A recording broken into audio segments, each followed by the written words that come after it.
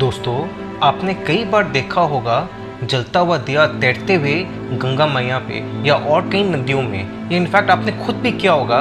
Well, इसके पीछे कारण क्या है? क्या इसके बारे में आप जानते हो? क्या आपने सोचा कि ऐसा क्यों करते हैं? क्यों जलता हुआ दिया हम बहाते हैं गंगा नदी पे? ऐसा क्या कारण है? इसके पीछे क्या रहस्य है? इसको जानने की आपने कभी कोशिश की?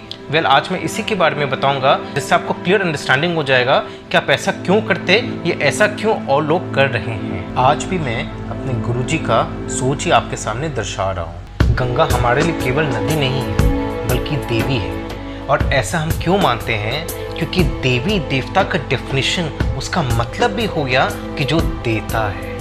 देवी देवता केवल देते हैं, बिना कोई स्वार्थ के, विदाउट एनी प्रेजुडिस, बस देते ही हैं सबको, केवल अपना प्यार बांटते हैं। और यहाँ एक और चीज़ मैं बताना चाहूँगा कि देना मतलब स्वभाव से देना।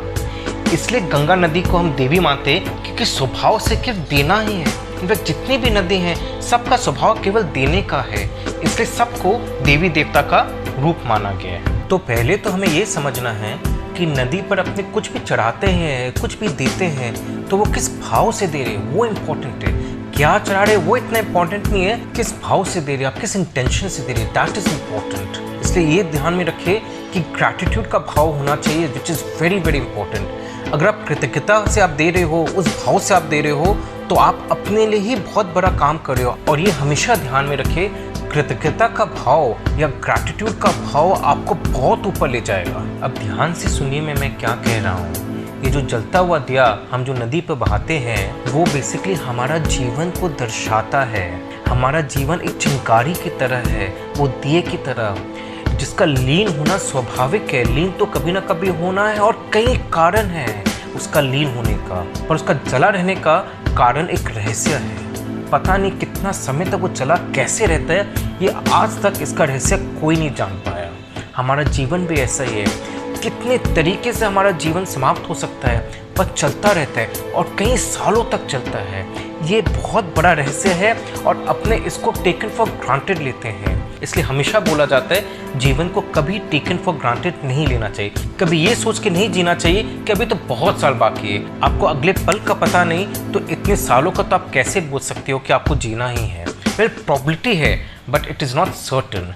द फैक्ट इज कि वी आर अनश्योर कब हमारी मृत्यु होगी। हो सकता है अगले पल ही हो जाए। हमारे जीवन की तरह ये दिया भी कभी कोई कारण नहीं होता जलने का, पर फिर भी जल रहा है, और काफ़ी समय तक जलता है। आखिर में तो हमें भी पता है कि लीन हो जाता है, बुझ जाता है, हमारे जीवन की तरह ही। वेल, यहाँ हम सामने देख रहे थे, कुछ ही क्षणों में देख रहे थे जलता हुआ दिया बुझते हुए। हमारा जीवन सिंस कई सालों तक चलता है, इसलिए हम उसको एहसास नहीं कर पाते, उसको समझ नहीं पाते। पर बात तो एक ही है, और वही हम सामने कर रहे, वही दर्शाया जा रहा है। जलता हुआ दिया वही दर्शा रहा है, जिसे हमें समझना है।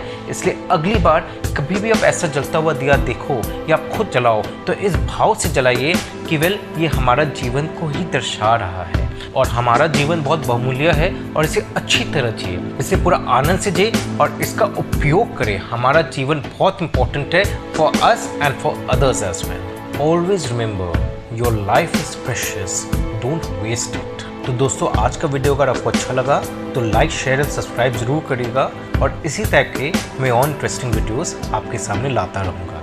Thank you very much for listening to me. Bye bye and take care.